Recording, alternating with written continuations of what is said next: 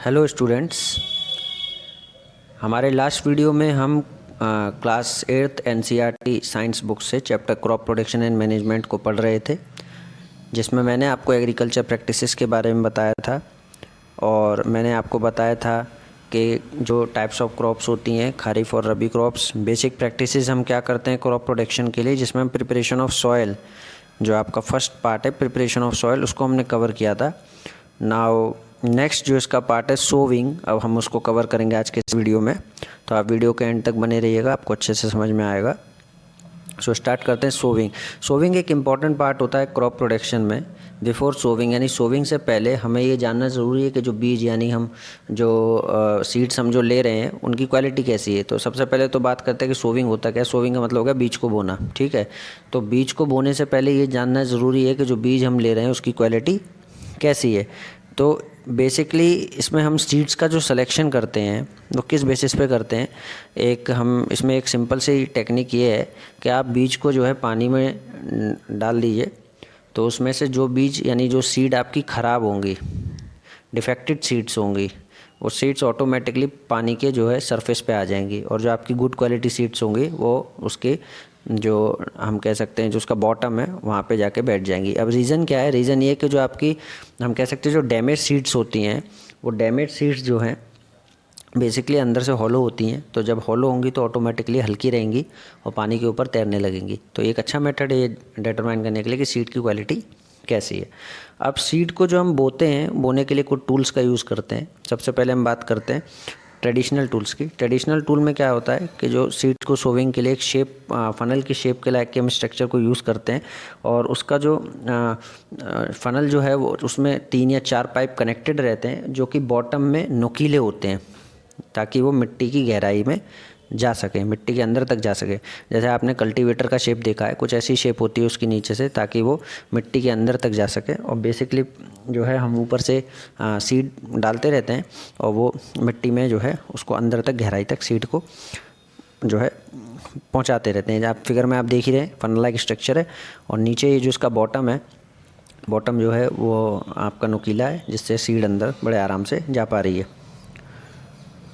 Next ये जो है सीड ड्रिल। सीड ड्रिल क्या है? देखिए इसका भी स्ट्रक्चर कुछ ऐसा ही है। आप देख रहे हैं कल्टीवेटर के जैसा स्ट्रक्चर है इसका। तो बेसिकली हम आज के टाइम में इसको यूज़ करते हैं, ठीक है। और ये यूनिफॉर्मली एक इक्वल डिस्टेंस और डेप्थ पे सीड को सोविंग का काम करती है, ठीक है। और ये भी ध्यान रखती है कि सीड बोने के बाद यानी सीड अंदर जाने के बाद सॉइल से कवर हो जाए।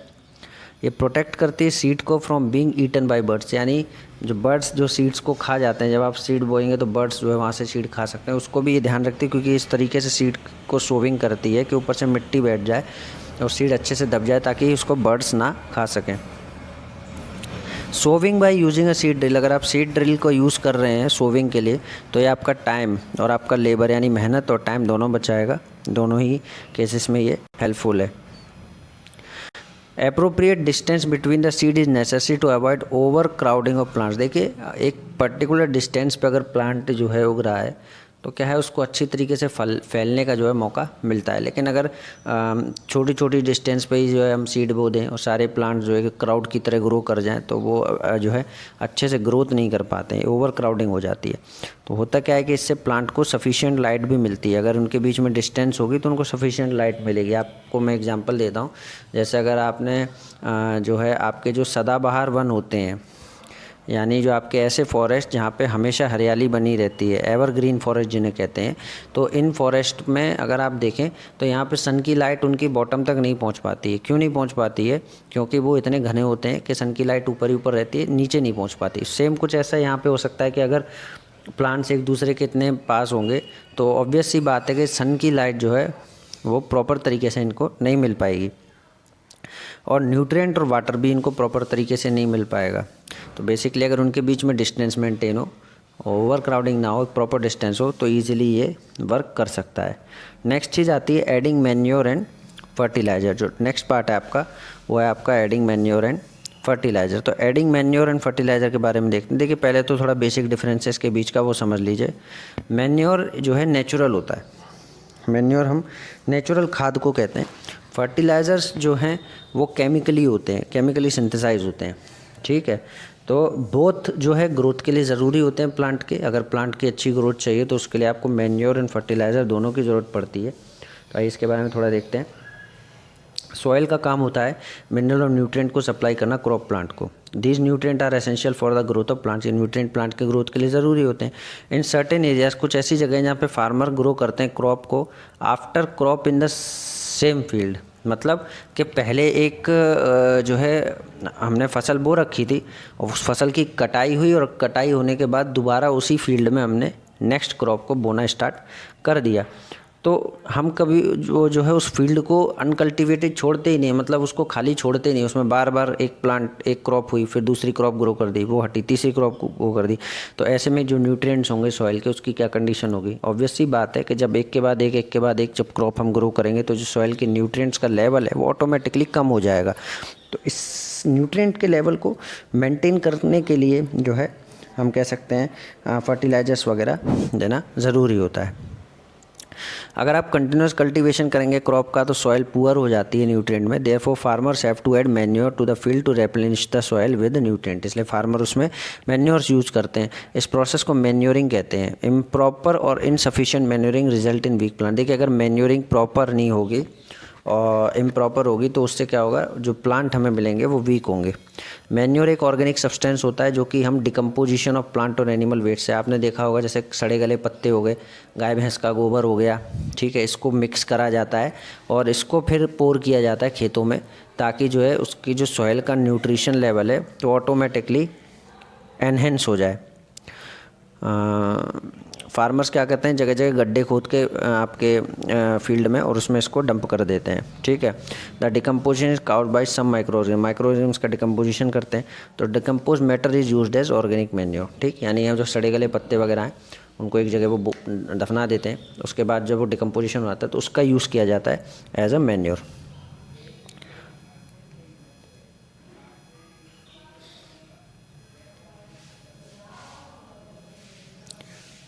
नेक्स्ट चीज़ यहाँ पे देखिए, यहाँ पे एक आपको एक्टिविटी दी है। देखिए, टेक अ मूंग और gram seed and germinate them. मूंग और ग्राम की सीड ले लीजिए, उसको जर्मिनेट कीजिए। सेलेक्ट 3 इक्वल साइज सीडलिंग्स, यानी इक्वल साइज़ की सीडलिंग्स यूज़ कीजिए। Take 3 empty glasses, 3 empty glasses लीजिए सिमिलर वेसल के, उनको ABC मार्क कर दीजिए। To glass A add little amount of soil mixed with a little cow dung manure. Glass B में, मतलब A में हम सॉइल थोड़ी सी लेंगे और उसमें काउ डंग मैन्योर मिला देंगे। नेक्स्ट जो है ग्लास B, उसमें same amount of soil mixed with little urea, यानी उतनी ही सॉइल जितनी A में ली थी लेकिन उसके साथ मिक्स हमने यूरिया लिया।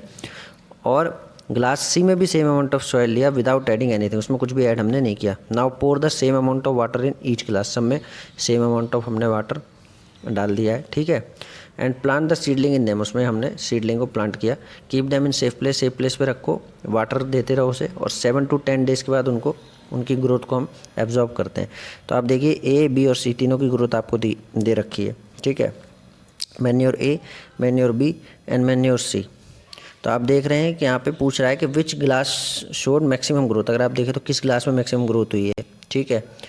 तो जाहिर सी बात है, इसमें देख के ही पता चल रहा है कि जो सेकंड है यानी B, जिसमें हमने यूरिया यूज़ किया था, उसमें ग्रोथ ज़्यादा अच्छी हुई है कंपेयर टू A, और C में तो ग्रोथ बहुत ही कम हुई है क्योंकि हमने उसमें कुछ भी ऐड नहीं किया था। तो यहाँ से हमें पता चलता है कि जो यूरिया एक फर्टिलाइज़र है, ये केमिकल सब्सटेंस है और ये रिच इन न्यूट्रिएंट होता है, ठीक है। और एक पर्टिकुलर न्यूट्रिएंट में स्पेशली रिच हो जाए। देखिए, बहुत सिंपल सी बात है, मैं आपको सिंपल से समझाता हूँ। जैसे किसी सॉइल में हमने कोई क्रॉप ग्रो करी और वो बेसिकली क्रॉप जो है वो किसी पर्टिकुलर न्यूट्रिएंट को ज़्यादा यूज़ करती है अपनी ग्रोथ के लिए। सपोज नाइट्रोजन का ज़्यादा यूज़ कर रही है, तो आफ्टर डेट क्रॉप, जब उस क्रॉप को हम वहाँ से कल्टीवेट करके हार्वेस्ट कर लेंगे तो उसके बाद जो है उस पर्टिकुलर सॉइल में न्यूट्रिएंट की मात्रा कम हो जाएगी बाकी अदर न्यूट्रिएंट्स के कंपैरिजन में। तो उसके लिए हम सॉइल टेस्टिंग करते हैं, और सॉइल टेस्टिंग करने के बाद जो नेक्स्ट क्रॉप हमें ग्रो करानी है उसकी ग्रोथ के लिए हमें किस न्यूट्रिएंट की सबसे ज़्यादा ज़रूरत है, हम उसी को उसमें ऐड करते हैं ताकि अच्छी ग्रोथ हो सके, ठीक है। और ये जो बेसिकली फर्टिलाइज़र्स होते हैं ये पर्टिकुलर न्यूट्रिएंट में एनहेंस होते हैं। यानी फर्टिलाइज़र्स जो है, कोई पर्टिकुलर फर्टिलाइज़र किसी पर्टिकुलर न्यूट्रिएंट में एनहेंस होगा। तो बेसिकली कुछ न्यूट्रिएंट्स फर्टिलाइज़र्स के एग्जांपल आपको दिए हैं, जैसे यूरिया हो गया, ammonium sulphate, super phosphate, potash, NPK यानी नाइट्रोजन, फॉस्फोरस और पोटेशियम का मिक्सचर, ठीक है। फर्टिलाइजर्स का यूज़ जो है हेल्प करता है फार्मर को to get better yield of crop such as wheat, paddy और मेज। अच्छी ग्रोथ मिलती है इसमें। बट अगर हम एक्सेसिव यूज़ करें फर्टिलाइज़र का तो सॉइल को ये लेस फर्टाइल कहते हैं। ऑब्वियसली बात है, किसी चीज़ का एक्सेसिव यूज़ करेंगे तो वो नुकसानदायक तो होगा ही। Fertilisers have also become a source of water pollution, ये वाटर पोल्यूशन भी काउज करता है। Therefore in order to maintain the fertility of soil, यानी सॉइल की फर्टिलिटी को मेंटेन करने के लिए we have to substitute fertiliser with organic manure, हमें फर्टिलाइज़र को सब्सटीट्यूट यानी उसकी जगह पे यूज़ करना पड़ेगा, किसको, ऑर्गेनिक मैन्योर को, और leave the field uncultivated in between two crops. कहने का मतलब ये है कि अगर अधिक फर्टिलाइज़र यूज़ करेंगे तो सॉइल ऑटोमेटिकली, सॉइल की जो कंडीशन है वो ख़राब होगी। तो बेटर ऑप्शन ये है कि हम फर्टिलाइज़र की जगह मैन्योर्स को यूज़ करें, ऑर्गेनिक मैन्योर्स को यूज़ करें, और एक क्रॉप से दूसरी क्रॉप के बीच में फील्ड को काफ़ी थोड़े टाइम के लिए हम बैरन छोड़ें, खाली छोड़ें, ताकि वो नेचुरली अपने न्यूट्रिएंट्स को कवर अप कर सके। मैन्योर का जो यूज़ है वो सॉइल के टेक्सचर को भी इम्प्रूव करता है और वाटर रिटेनिंग कैपेसिटी यानी पानी को होल्ड करने की जो कैपेसिटी इसको भी बढ़ाता है, और सॉइल के न्यूट्रिएंट्स को ये नेचुरली रेप्लेनिश करता है। ठीक है, एक और मेथड है जो है सॉइल के न्यूट्रिएंट्स को रेप्लेनिशिंग का, वो है क्रॉप रोटेशन। ये भी एक अच्छा मेथड है, मैंने अभी आपको बताया। देखिए सपोज़ जो है कोई एक पर्टिकुलर क्रॉप है जिसको नाइट्रोजन की ग्रोथ ज़्यादा है, तो वो सॉइल में फर्स्ट टाइम में नाइट्रोजन ले लेगी, लेकिन अब सॉइल में नाइट्रोजन की कमी हो गई बट उसमें बाकी अदर न्यूट्रिएंट्स मौजूद हैं। सेकेंडली हम उसमें कोई ऐसी क्रॉप ग्रो कराएं जो कि फॉस्फोरस की मात्रा अधिक लेती हो, तो वो फॉस्फोरस को यूज़ करेगी। नाइट्रोजन की कमी है सॉइल में लेकिन उससे उस पर कोई फ़र्क नहीं पड़ेगा। और थर्ड हम फिर कोई दूसरी ऐसी क्रॉप ग्रो कराएं जो पोटेशियम को यूज़ कर रही है। तो इस तरीके से अगर हम क्रॉप रोटेशन करते रहेंगे तो इससे भी सॉइल की जो हम कह सकते हैं न्यूट्रिएंट कैपेसिटी है वो टाइम टू टाइम जो है मेंटेन होती रहती है, अपने आप नेचुरली मेंटेन होती रहती है, क्योंकि एक पर्टिकुलर सॉइल एक तरीके की एक पर्टिकुलर क्रॉप एक तरीके के न्यूट्रिएंट को ही एब्जॉर्ब करती है सॉइल में से। और अगर यहीं हम सेम क्रॉप को बार बार ग्रो कराएं तो वो एक ही न्यूट्रिएंट को खींचती रहेगी और सॉइल को बैरन बना देगी, यानी ज़मीन जो है आपकी बंजर हो जाएगी। तो इसलिए क्रॉप रोटेशन भी एक अनदर मेथड है और बहुत ही ईजिली मेथड है। इसको बेसिकली नॉर्थन इंडिया में यूज़ किया जाता है लेग्यूम्स को एज अ फूडर ग्रो करने के लिए एक सीज़न में, और उसके बाद वीट को वो नेक्स्ट सीज़न में ग्रो करते हैं। यानी फर्स्ट सीज़न में वो लेग्यूम्स को ग्रो करेंगे फूडर के तौर पे, और सेकंड सीजन में वो वीट को ग्रो करेंगे। This help in the replenishment of soil, इससे सॉइल की रेप्लेनिशमेंट होगी विद नाइट्रोजन। फार्मर्स को आजकल एंकरेज किया जा रहा है इसका यूज़ करने के लिए। प्रीवियस क्लासेस में मैंने आपको एक चीज़ पढ़ाई थी राइजोबियम बैक्टीरिया के बारे में। ये आपके नोड्यूल्स में प्रेजेंट था, किसके, लेगमिनस प्लांट के, जो कि नाइट्रोजन फिक्सेशन का काम करता है, एटमॉस्फेरिक नाइट्रोजन की फिक्सेशन का काम करता है। यहाँ पर आपको देखिए एक टेबल दे रखी है जिसमें आपको फर्टिलाइजर्स और मैन्योर के बीच में डिफरेंस दिया। देखिए fertiliser is a man made inorganic salt, fertiliser man made है और इनऑर्गेनिक है, वाइल जो मैन्योर है नेचुरल सब्सटेंस है जो कि कैटल डंग यानी गोबर और प्लांट के रेसिड्यूज के डिकम्पोज करके बनता है। फर्टिलाइज़र जो है फैक्ट्रीज़ में प्रिपेयर होता है, मैन्योर जो है फील्ड में प्रिपेयर होता है, यानी मैंने आपको बताया भी डंप डिग यानी गड्ढा खोद के उसमें भरते हैं, उससे मैन्योर प्रिपेयर होता है। Next fertiliser does not provide any humus to the soil. देखिए ह्यूमस का मतलब हो गया एक तरीके से हम कह सकते हैं जो है नेचुरल न्यूट्रिएंट ह्यूमस जिसे हम कहते हैं, और मैन्योर जो है वो ह्यूमस प्रोवाइड करता है सॉइल को। और fertilisers are very rich in plant nutrient, जैसे कि नाइट्रोजन, फॉस्फेट और पोटेशियम, ये बहुत ही रिच होते हैं फर्टिलाइजर। मैन्योर रिलेटिवली लेस होते हैं प्लांट न्यूट्रिएंट में। लेकिन यहाँ पे एक एग्जांपल, एक डिफरेंस मैं खुद आपको बताना चाहूँगा, fertilisers are harmful as compared to manure. अगर आप एक्सेस अमाउंट में फर्टिलाइज़र यूज़ करेंगे तो वो एक तो सॉइल के लिए भी हार्मफुल है, दूसरा उसमें जो फील्ड में जो क्रॉप ग्रो कर रही है उसको खा के हमारे लिए भी वो नुकसानदायक है एज़ कम्पेयर टू मैन्योर। एक और आप इसमें डिफरेंस जो है ऐड कर सकते हैं। नेक्स्ट आप देखिए मैन्योर के एडवांटेजेस दे रखे हैं आपको।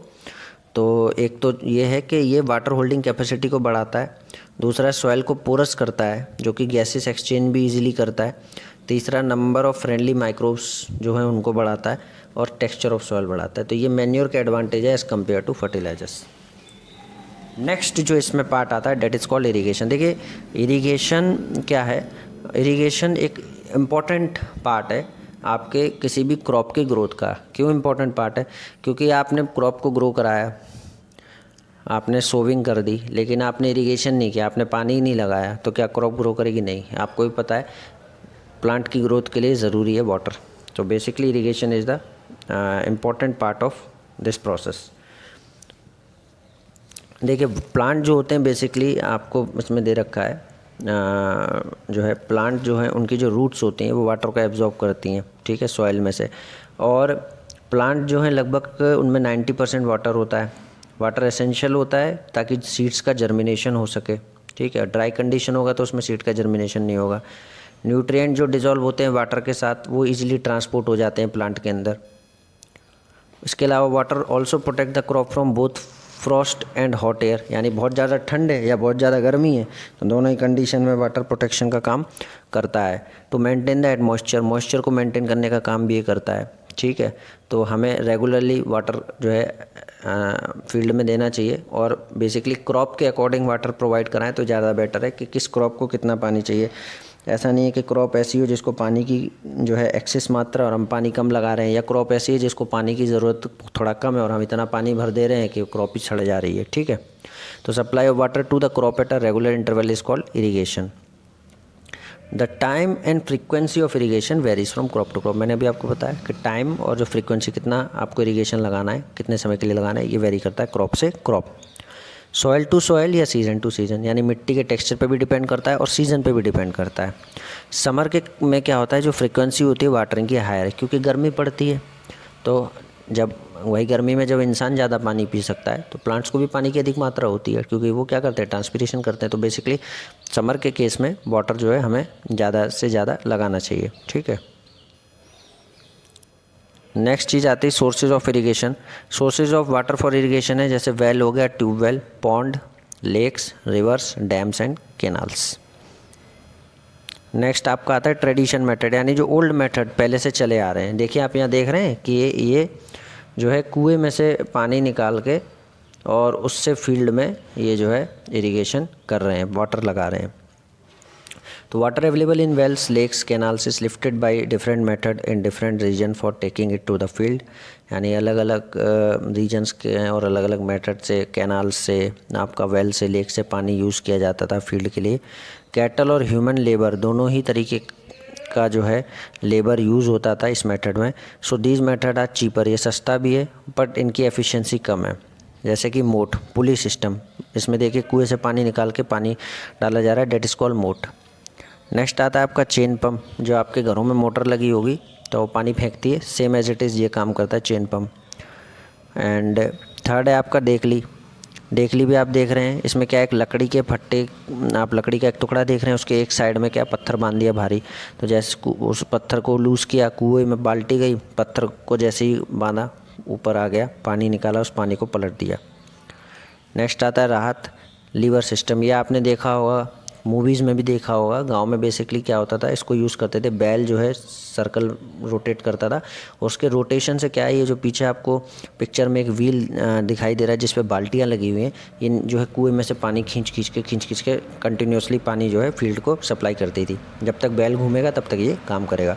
तो pumps are commonly used in lifting water, pump का यूज़ भी करते हैं। डीजल हो गया, बायोगैस हो गया, इलेक्ट्रिसिटी हो गई, सोलर एनर्जी हो गई, ये सारी चीज़ें यूज़ की जाती हैं पंप को रन करने के लिए। नेक्स्ट आता है मॉडर्न मेथड, ये तो सारे ट्रेडिशनल थे, अब कुछ मॉडर्न मेथड आप देख लेते हैं।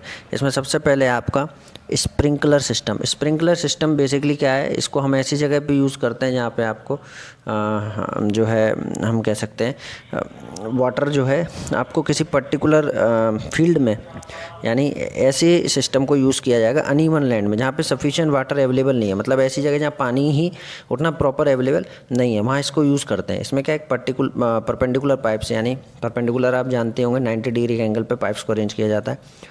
इनमें रोटेटिंग नोज़ल होते हैं, आपने फव्वारा देखा ही होगा, जो फव्वारा आपके घर वाला नहीं, फव्वारा जो आपके हम कह सकते हैं उसमें होता है किसी पार्क वगैरह में अपने, तो वो घूमता है, रोटेट करता है क्लॉकवाइज या एंटी क्लॉकवाइज और पानी को फेंकता है। तो इस तरीके के फव्वारे नोज़ल्स इसमें यूज़ किए जाते हैं, जिनको मेन पाइप से हम जॉइंट कर देते हैं। जब वाटर अलाउ करते हैं तो ये मेन पाइप से फ्लो करता है और प्रेशर की वजह से, प्रेशर की हेल्प से जो है पंप के ये रोटेटिंग नोजल से फ्लो करता है और स्प्रिंकल्ड, यानी ये बूंदों की फॉर्म में, बारिश की फॉर्म में, जैसे बारिश होती है वैसे छोटी छोटी बूंदों की फॉर्म में ये क्रॉप में जाता है। हाँ, जैसे कि रेनिंग हो रही है, बारिश हो रही है, ठीक है। तो बेसिकली स्प्रिंकलर्स जो है लॉन्स हो गया, कॉफ़ी प्लांटेशन अगर आप कर रहे हैं और दूसरी क्रॉप्स के लिए हम इसको यूज़ करते हैं। नेक्स्ट आता है ड्रिप सिस्टम। ड्रिप आप जानते हैं, जो डॉक्टर जब ड्रिप लगाता है, बूंद बूंद करके जो है पानी जो पहुंचता है, that is called drip system. तो इसमें क्या है, इसको हम ऐसी जगह पे यूज़ करेंगे जहाँ पानी बिल्कुल ही ना के बराबर है, यानी ऐसी जगह जहाँ वाटर की बहुत ही ज़्यादा स्कार्सिटी है, वहाँ हम इसको यूज़ करते हैं। यहाँ पे हम क्या करते हैं, आपके पाइप्स को कनेक्ट कर देते हैं उस पर्टिकुलर प्लांट के पास ही, जहाँ प्लांट है उसके बिल्कुल नज़दीक, और वहीं से ड्रिप बाय ड्रिप बूंद बूंद करके पानी प्लांट को पहुँचता है, ताकि पानी बिल्कुल भी आपका वेस्ट ना हो। ठीक है, इनको हम यूज़ करते हैं फ्रूट प्लांट्स में, गार्डन्स में या ट्रीज़ में। ज़रा भी पानी इसमें वेस्ट आपका नहीं होता है। ऐसी जगह पे यूज़ करेंगे जहाँ बिल्कुल ही कंडीशन वाटर की नहीं है। नेक्स्ट जो इसमें पार्ट है वो है प्रोटेक्शन फ्रॉम वीड्स। तो प्रोटेक्शन ऑफ वीड्स हम और थोड़ा सा इसमें देख लेते हैं, मैं ज़्यादा वीडियो लंबा नहीं करना चाहता हूँ। तो प्रोटेक्शन ऑफ वीड्स में क्या है, वीड्स जो होते हैं ये अनवांटेड प्लांट होते हैं। आप ऐसे समझ लीजिए, ये बिन बुलाए मेहमान होते हैं जो आपकी फील्ड में आपके प्लांट्स के साथ ग्रो करते हैं, और सबसे खास बात इनकी ये कि ये आपके प्लांट के न्यूट्रिएंट्स को ही खा जाते हैं। जो आप न्यूट्रिएंट अपने प्लांट के लिए डालते हैं उसको खा जाते हैं। हिंदी में देखें, सरल भाषा में, गाँव की भाषा में इसको खरपतवार कहते हैं। और बेसिकली जो है इनको वीड्स इंग्लिश में कहते हैं, अनडिजायरेबल प्लांट। तो ये आपके प्लांट का वाटर, आपके प्लांट के न्यूट्रिएंट खा जाते हैं। इनको मारने के लिए हम वीडीसाइड्स का यूज़ करते हैं। और नेक्स्ट एक और मेथड जो हम यूज़ कर सकते हैं, तो आपने देखो खुरपी वगैरह से जो है इनको खोद के निकाला जाता है, खेतों में से अलग किया जाता है। नहीं तो आप वीडीसाइड्स का यूज़ करके इनको मार सकते हैं। तो बेसिकली आज जो है हम इतना ही पढ़ेंगे। कुछ वीडीसाइड्स के नाम देख लेते हैं, जैसे कि 2,4-D एक वीडीसाइड है। ठीक है, स्प्रे कर दिया, स्प्रे से हमने इनको मार दिया। तो आज के वीडियो में हम इतना ही पढ़ेंगे स्टूडेंट्स, और इसके बाद इसके जो आगे का वीडियो नेक्स्ट पार्ट होगा उसमें हम कोशिश करेंगे पूरे चैप्टर को कंप्लीट करने के लिए। ठीक है, एंड आई होप आपको वीडियो अच्छा लगा होगा और समझ में भी आया होगा। मेरे हिसाब से इसमें इतना कुछ ऐसा टफ नहीं है जिसमें समझने में थोड़ी दिक्कत हो रही हो, और बहुत ही ईजी है। जो हमारे स्टूडेंट्स खेती और गाँव को बिलोंग करते होंगे वो ईजिली इसको बहुत आसानी समझ सकते हैं, और जो नहीं भी करते होंगे वो भी मेरे हिसाब से इसमें ऐसा कुछ नहीं है जो समझने लायक नहीं है। तो इसके नेक्स्ट पार्ट में हम इस पूरे के पूरे चैप्टर में इसको कवर कर देंगे, वरना वीडियो लंबा हो जाएगा। जैसे ज़्यादा नहीं रह गया है करने को, तो अभी भी इस वीडियो में भी कर सकते हैं, लेकिन वीडियो लंबा हो जाएगा। तो नेक्स्ट पार्ट में हम इसको फुल्ली कंप्लीट कर देंगे। So I hope you like a video, so please subscribe कीजिएगा। Thank you for watching.